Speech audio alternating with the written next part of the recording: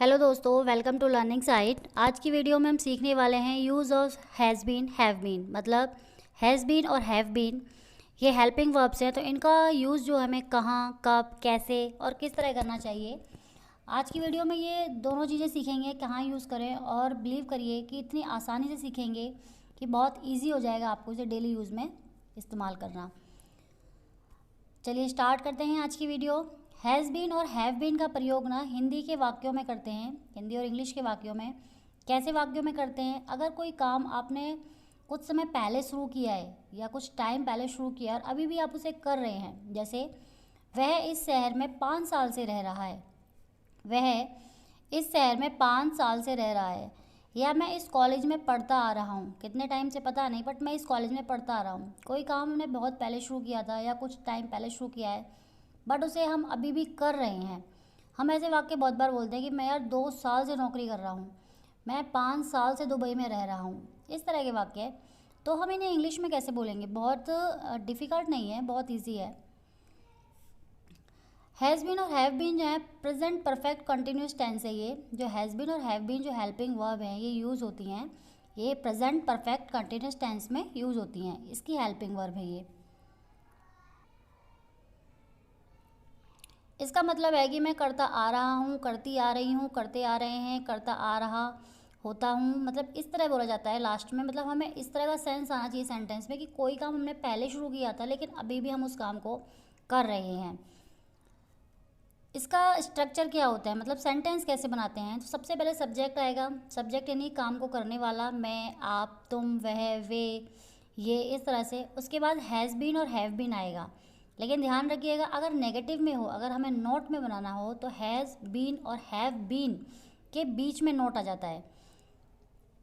उसके बाद वर्ब की फर्स्ट फॉर्म आएगी। बहुत सिंपल है, वर्ब की फर्स्ट फॉर्म और प्लस आईएनजी। जैसे आप प्रेजेंट कंटिन्यूस टेंस करते हैं ना, सेम वैसे ही है ये। इसमें वर्ब की फर्स्ट फॉर्म आएगी और प्लस आईएनजी। उसके बाद ऑब्जेक्ट आएगा, अदर वर्ब आएगा, अदर वर्ड आएगा, और लास्ट में सिंस फोर। सिंस और फोर ज़रूर आता है क्योंकि हमें बताना होता है कि ये काम हम इतने टाइम से कर रहे हैं। अब ये भी कंफ्यूजन रहता है कि सिंस कब आएगा और फोर कब आएगा कई बार। तो बहुत ईजी है, आज क्लियर कर लेते हैं एक बार में इसको। सिंस का प्रयोग एक निश्चित टाइम के लिए, ध्यान रखिएगा, पॉइंट ऑफ टाइम, एक मतलब श्योर टाइम है। आप एक टाइम बता रहे हैं कि मैं सुबह से कर रहा हूँ, मैं रात से ये काम कर रहा हूँ, मैं सोमवार से मंदिर जा रहा हूँ, या मैं जून से ट्यूशन जा रहा हूँ, या जुलाई से स्कूल जा रहा हूँ। कोई टाइम आप बिल्कुल टाइम बताएंगे ना, बिल्कुल निश्चित टाइम, मतलब एक फ़िक्स टाइम बताते हैं, तो उसमें हम यूज़ करते हैं सिंस का। जैसे 2 बजे से, 2020 से, 2022 से, 2010 से, या सुबह के 6 बजे से, इस तरह। लेकिन फोर का यूज़ हम कब करते हैं? अनिश्चित टाइम के लिए, मतलब जिसमें हमें टाइम कंफर्म ना हो। मैं 2 दिन से वहाँ जा रहा हूँ, या फिर मैं 4 महीने से जा रहा हूँ, या मैं 1 हफ्ते से पढ़ रही हूँ या पढ़ा रही हूँ। मतलब जिसमें हमें कोई टाइम निश्चित ना हो, उसके लिए हम सिंस फोर का यूज़ करते हैं। ध्यान रखिएगा, अगर टाइम श्योर है आपको, टाइम आपको बिल्कुल श्योर है, मतलब समय, दिन बिल्कुल आपको पक्का पता है, तो हम लगाएंगे सिंस। और हमें समय और दिन जो है हमें फिक्स नहीं है टाइम, तो हम लगाएंगे फोर। जैसे कि सेंटेंस समझते हैं, मैं इस शहर में 5 साल से रह रहा हूँ, मैं इस शहर में 5 साल से रह रहा हूँ। तो देखिए, मैं के लिए आई आ गया, हैव बीन आएगा। अब एक बात और है कि हैव बीन कहाँ यूज़, किसके साथ यूज़ करें, और हैज़ बीन किसके साथ। तो ध्यान रखिएगा, हैव बीन जो है प्लूरल्स के साथ यूज़ किया जाता है, एक्सेप्ट ये आई को छोड़ के। और बाकी हैज़ बीन जो है सिंगुलर के साथ यूज़ किया जाता है, जैसे ही, शी, इट, इसके साथ।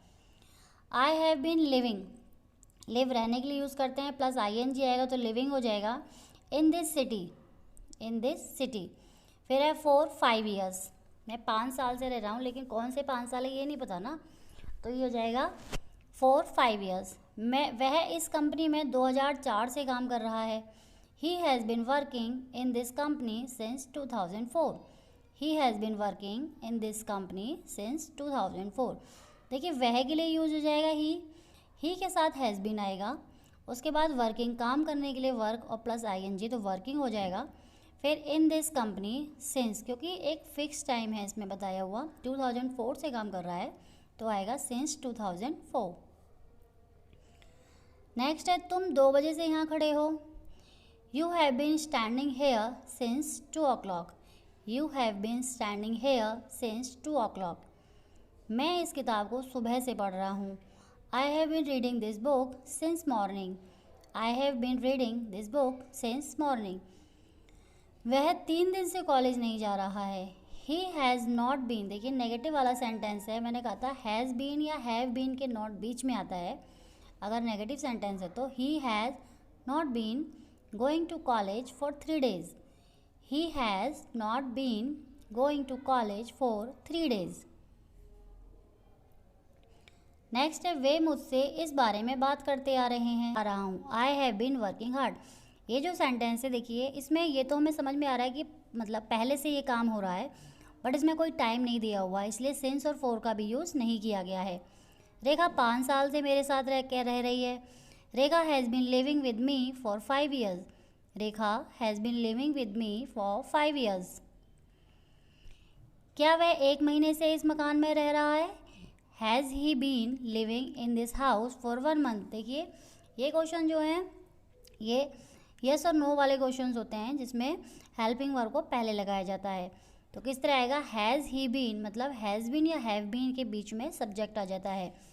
Has he been living in this house for 1 month। क्या वह आदमी 2 घंटे से तुम्हारा इंतज़ार कर रहा है। Has this man been waiting for you for 2 hours। क्या वह सुबह से क्रिकेट खेल रहा है। Has he been playing cricket since morning. Has he been playing cricket since morning. क्या वह 3 दिन से यह किताब लिख रहा है। Has he been writing this book for 3 days। Has he been writing this book for 3 days। तुम सुबह से वहाँ क्या कर रहे हो। What have you been doing there since morning.